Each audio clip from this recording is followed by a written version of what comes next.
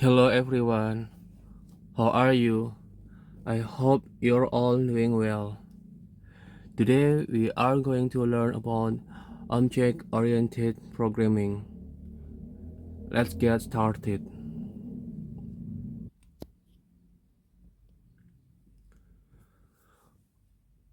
Object-oriented programming, or we can say OOP, a programming paradigm built on the representation of a program, a set of objects, and interaction between them. What is object-oriented programming or OOP? OOP is a programming paradigm built on the representation of a program as a set of objects.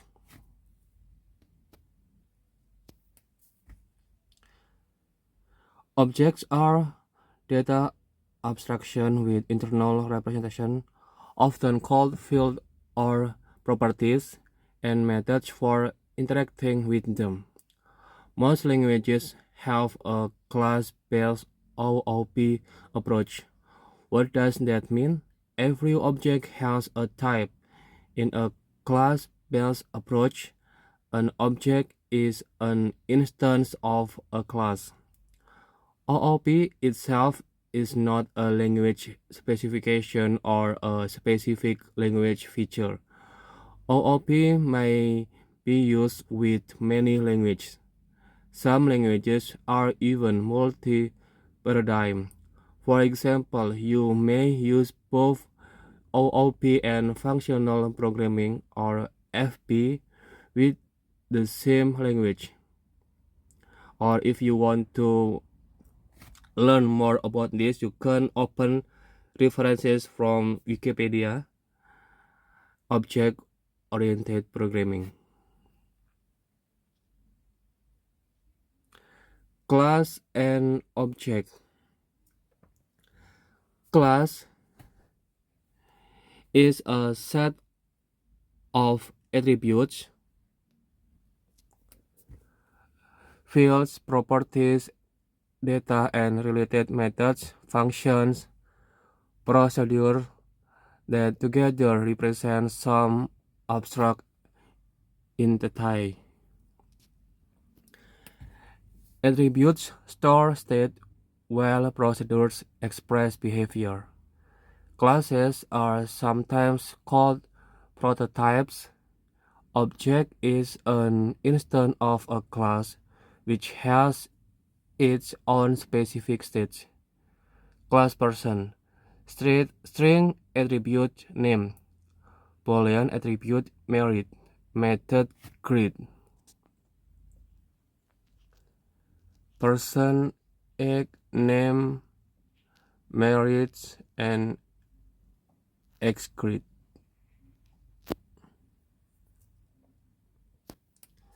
Class are an abstraction of what may exist, what attributes something should have, and how it can behave. That is how you can interact with it. Object, in contrast, represent something that actually does exist. A class is like a blueprint, and by following it, you can build a representative of that class. Example, a specific object. Object, class or type invariant. Invariance place constraint on the state of an object maintained by its methods right from construction. It is the object's own responsibility to ensure that the invariant is being maintained. Corollaries: public fields are nasty. If a field does not participate in the object's invariant, then it is not clear how it belongs to this object at all, which is an evidence of poor design choices. Class invariance enable a form of reasoning called Rayleigh guarantee. The idea is that you can rely on some things being true when they're invoked. In other words, invariants are used to put some constraint on fields. For instance, if we have a class called data containing day, month, and year field, we'd like to be sure that the day property should have values between 1 and 31. Some programming languages have a built-in native syntax invariance, while others may require implementing it, for example, by using assertions. However, every class implementation should guarantee that invariants are maintained. In other words, invariance should not be considered a language feature but rather an implementation specific one.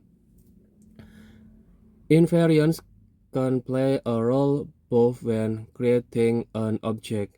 In the example above, our demo class date should make sure that day is between 1 and 31 when creating a new object. And when updating its state, for example, the demo class date may provide the method setDay parentheses day, and when it is invoked, we should also verify that the passed argument day is correct. By contrast, if the day field is public, that is, if it can be accessed directly, we cannot verify its value when updated. This means exposing public fields can be nasty, but at the same time, some programming languages may not provide us with access modifiers.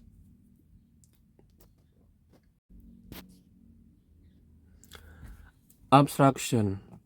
Objects are data abstraction with internal representation along with methods to interact with those internal representation. There is no need to expose internal implementation detail, so those may stay inside and be hidden. Imagine we have a type car, which contains multiple properties, states, and control methods like start engine parentheses and stop engine parentheses. The implementation of these methods may be hidden, with the methods themselves being exposed by some kind of contract interface like that.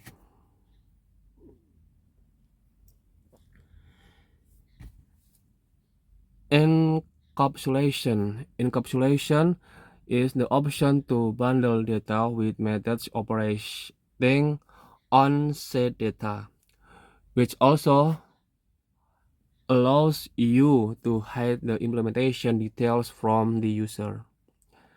An object is a black box. It accepts messages and replies in some way. Encapsulation and the interface of a class are intertwined. Anything that is not part of the interface is encapsulated. OOP encapsulation differs from encapsulation in abstract data types. Encapsulation is another fundamental principle of OOP programming that involves hiding implementation details. Let's go back to the car type example. The car's engine can be started, and for this to happen, some routines should be followed.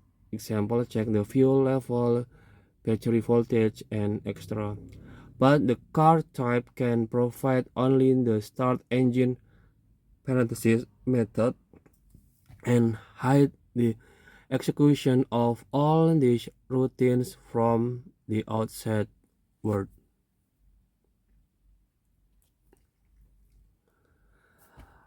Abstraction versus encapsulation.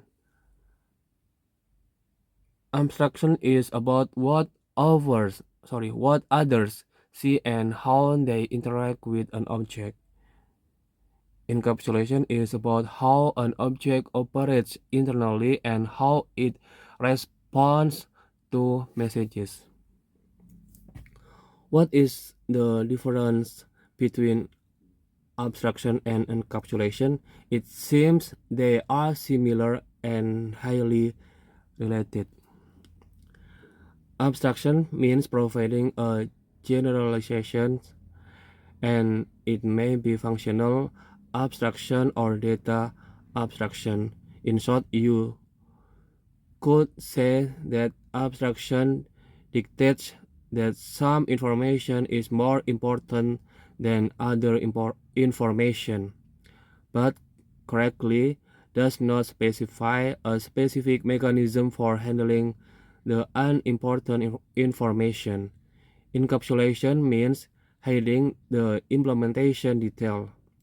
We can hide both the state and some internal method inside, prevent prevent direct access, and expose only a limited number of methods.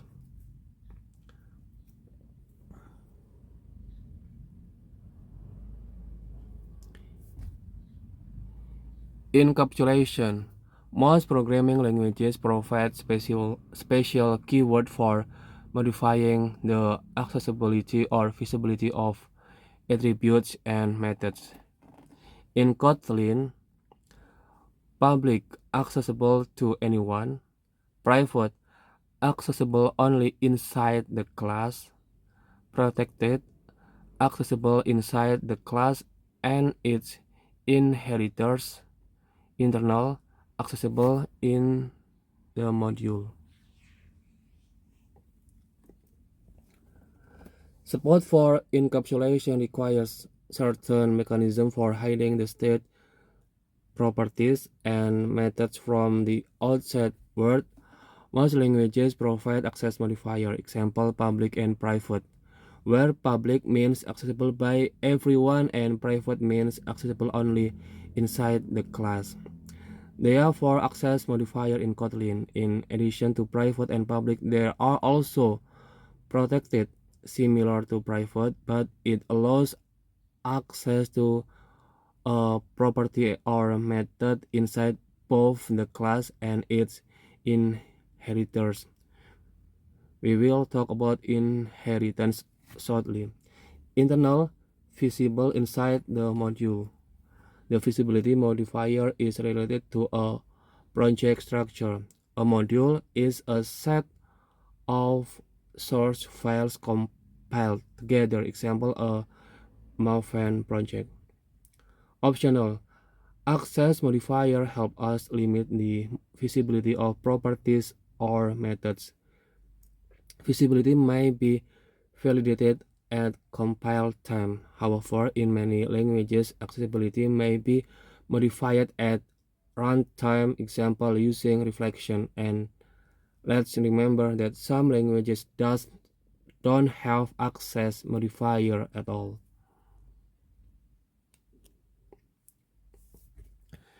Inheritance. Inheritance is the possibility to define a new class based on already existing one, keeping all or some of the base class functionality, state, or behavior. The class that is being inherited from is called a base or parent class.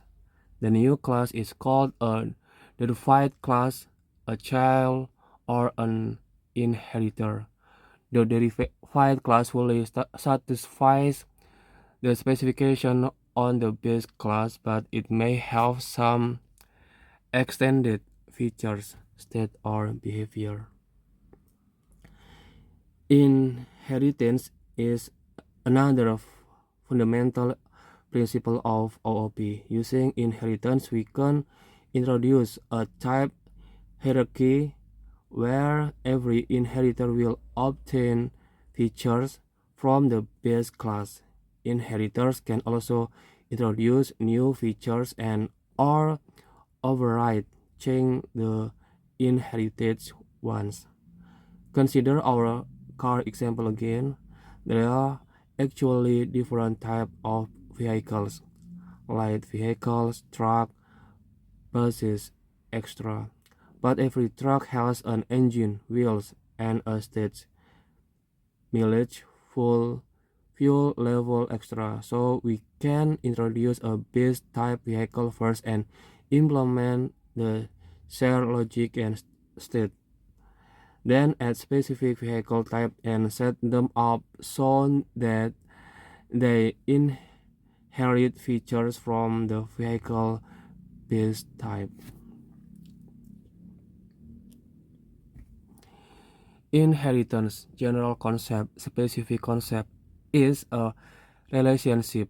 Motivation, keep share code separate in the base class and reuse it.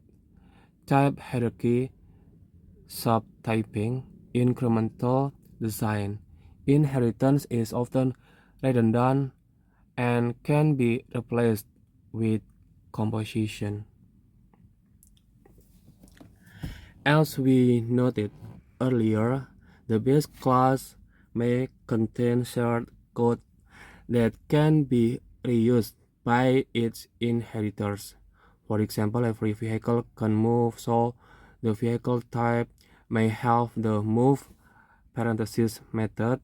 Every vehicle has a state, example, mileage. The technique of extracting the shared characteristic and methods is called generalization.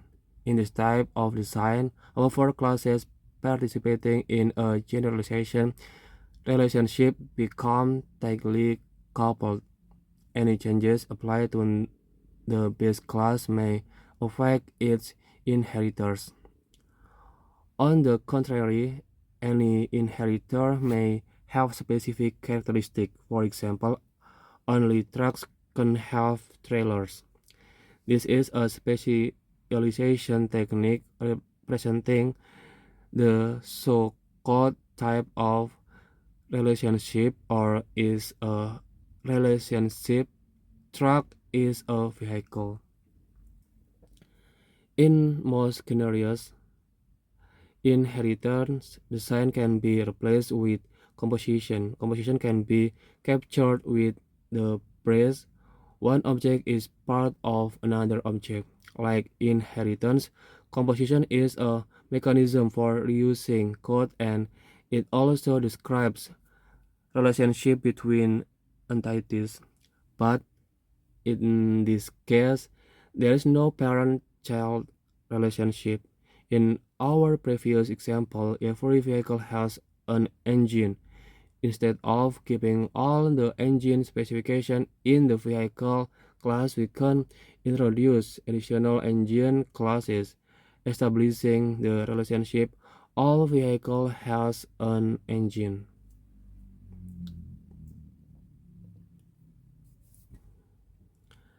Subtyping. An object can belong to several types, classes at the same time.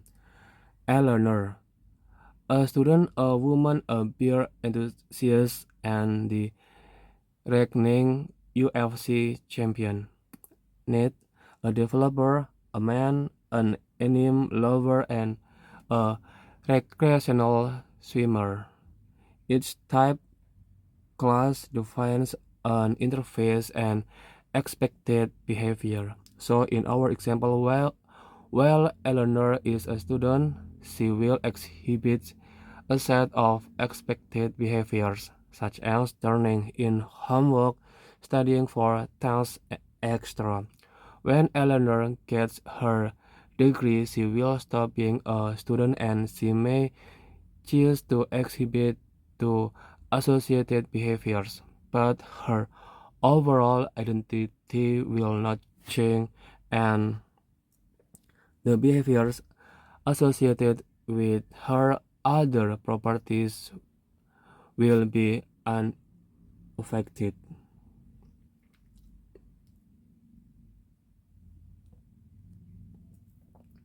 Subtyping you can see in this block: polygon, triangle, quadrant, angle, rectangle, square, rhombus, parallelogram, isosceles triangle, right triangle. A simple type hierarchy is presented on the slide. Every type can have more than one inheritor. If the shapes parenthesis method is introduced in the polygon type and is visible to each inheritor, meaning the corresponding access modifier is specified, then this method will be available in all descendants, both direct, quadrant, angle, triangle, and indirect, rectangle, square, etc. At the same time, in this schematic example, no type has more than one base class, but that may in fact be possible in some programming languages. This kind of inheritance is called multiple inheritance, and it has been a controversial issue for years. Multiple inheritance may lead to something called the diamond problem.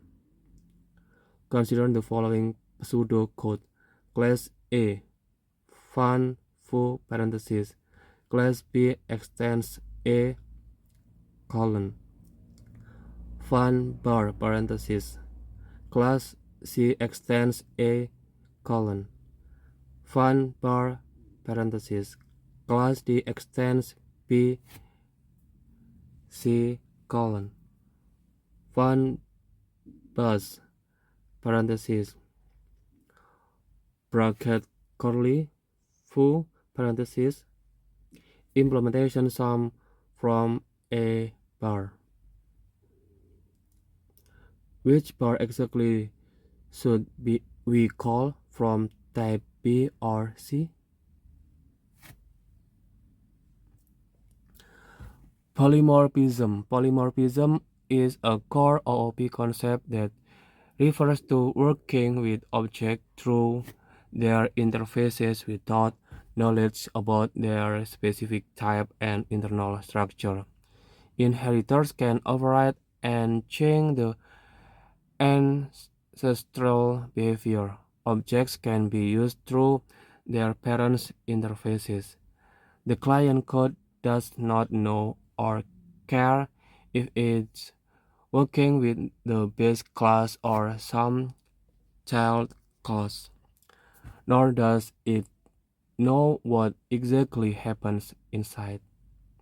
Liskop's substitution principle, or LSP: if for each object 1 of type S, there is an object 2 of type T, such that for all program P defined in terms of T, the behavior of P is unchanged.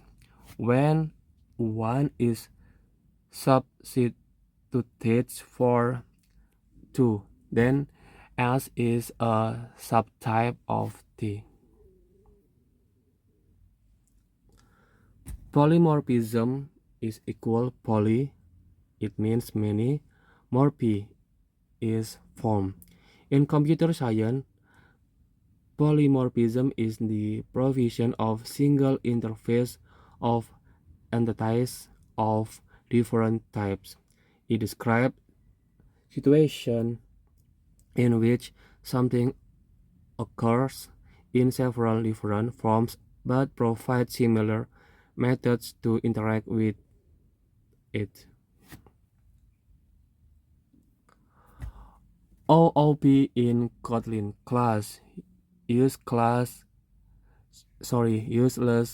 class, fun, main, parenthesis, bracket curly, val useless object equal useless class parenthesis. Parenthesis here is constructor invocation. We'll discuss fundamental OOP principle in general without talking about programming languages. Now let's see how Kotlin helps us follow those principles. Constructor class person file name string file surname string private var each in the primary constructor, which is used by default. If it is empty, the bracket can be omitted.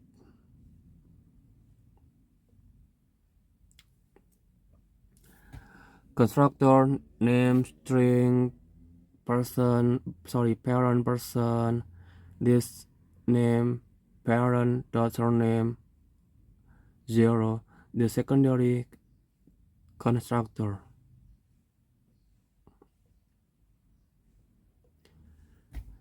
The order of initialization, the primary constructor, the init block, the secondary constructor.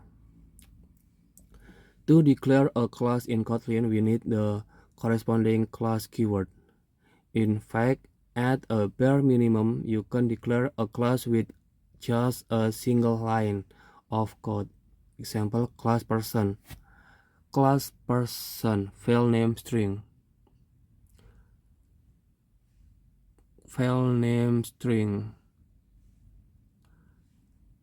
class person and file name string.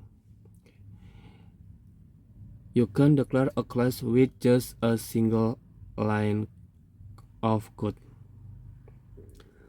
Let's have a look at the anatomy of a class declaration. In the example presented on the slide, class is the keyword for declaring a class. Person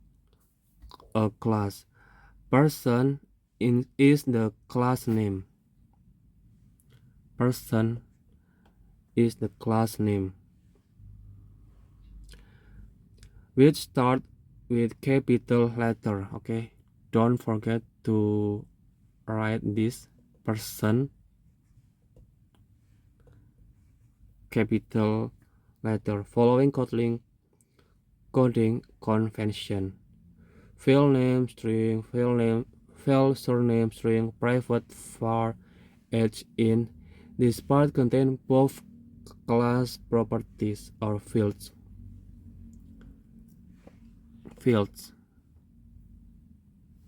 and the constructor. This type of constructor is called primary. But what if we need one more constructor? We can introduce an extra one using the constructor keyword inside the class. In such cases, the secondary constructor must call the primary constructor using this. For calling to constructor primary. Exactly as demonstrated on the slide. An init block can also be added the presence of multiple constructors.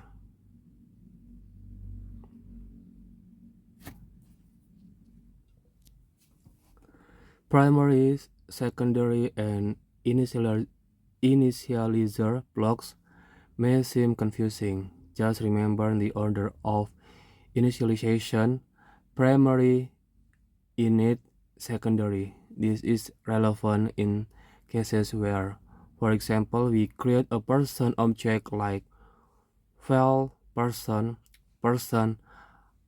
Alex Fitch parent. A secondary constructor is used, but the primary one will be invoked first, then the init block, then the secondary constructor. You may also notice that the secondary constructor does not contain file or var. In here you can see there is no file, okay, there is no file or var or file, no. This is because class properties should be defined in the primary constructor, not the secondary one. Optional if you're feeling like constructors and init blocks seem complicated, you're in luck. In most situations, you won't need all these features.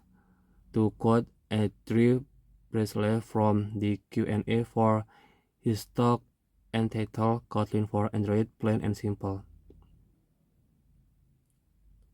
What if I need more than one constructor?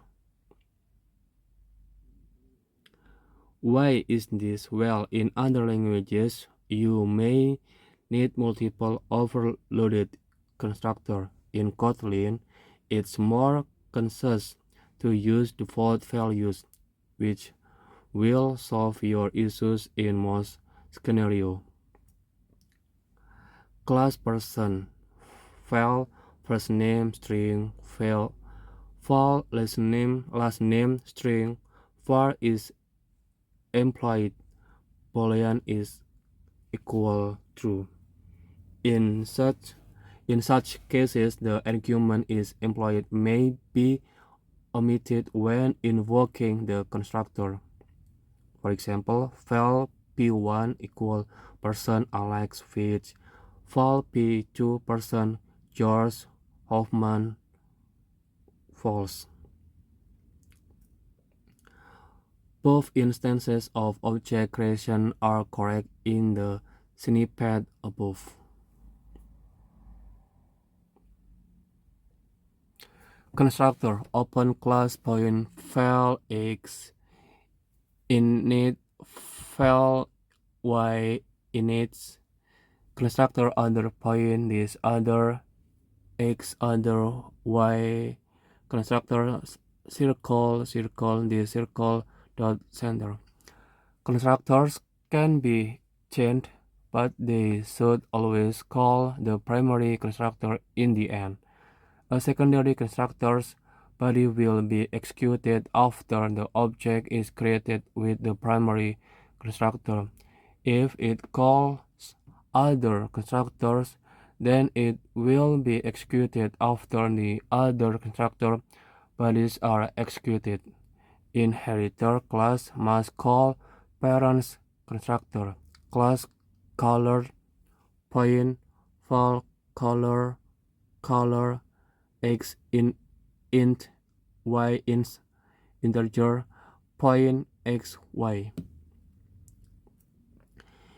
If the derived class has a primary constructor, the base class can and must be initialized in that primary constructor according to its parameters.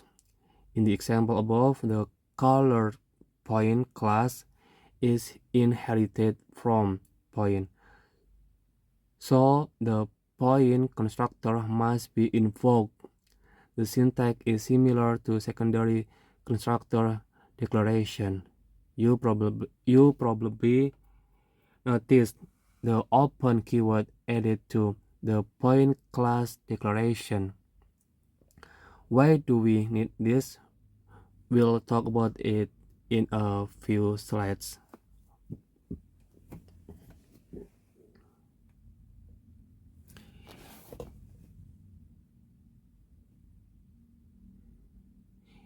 Init block. There may be more than one init block in a class. However, they are joined into a single init block, preserving the declaration order when executing. Here's slightly less intuitive example. Class example: file value info string, file another value int, var info description $info init this.info plus equal with value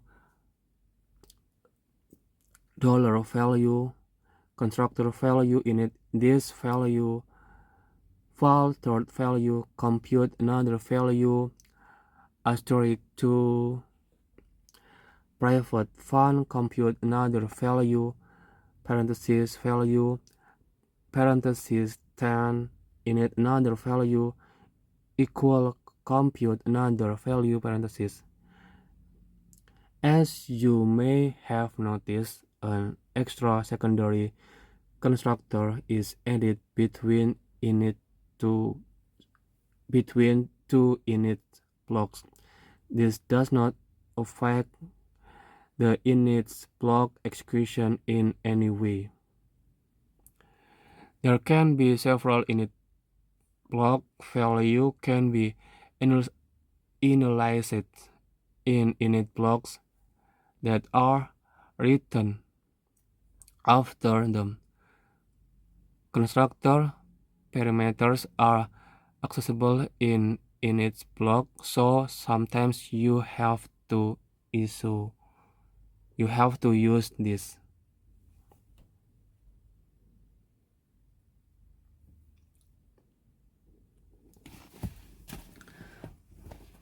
Abstraction. Let's get back to the OOP abstraction principle. One of the key abstraction tools is interface. An interface may be treated like a contract between the class implementing it and the outside world. Methods defined in an interface must all be implemented by a class in Kotlin that would be checked at compile time. In Kotlin, interfaces can have not only abstract methods but also method implementation and properties, but not states. For example, interface regular interface UI object file title string font invalidate parenthesis font print title parenthesis curly bracket println title dollar title.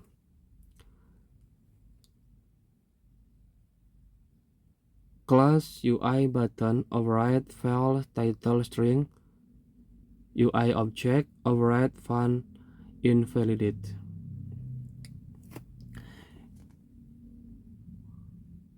In this example, title is not a state. It's a requirement for any class implementing that interface to have the title property. Abstract classes look like interfaces but may have a state and constructor or multiple constructor, though they still cannot be instantiated. Any class can implement multiple interfaces, but they extend only one abstract class. This is also a significant difference between the two. Interface regular cat, font pet, font feed, interface sick cat, font check stomach, font give medicine versus like this. Abstract class, abstract file name string, abstract font path, abstract font feed, abstract class tick, abstract file location string, abstract font check stomachs, font give medicine pill. Interfaces cannot have a state. We'll get back to this a bit later. Abstract class cannot have an instance, but can have a state. no instant but have a stage.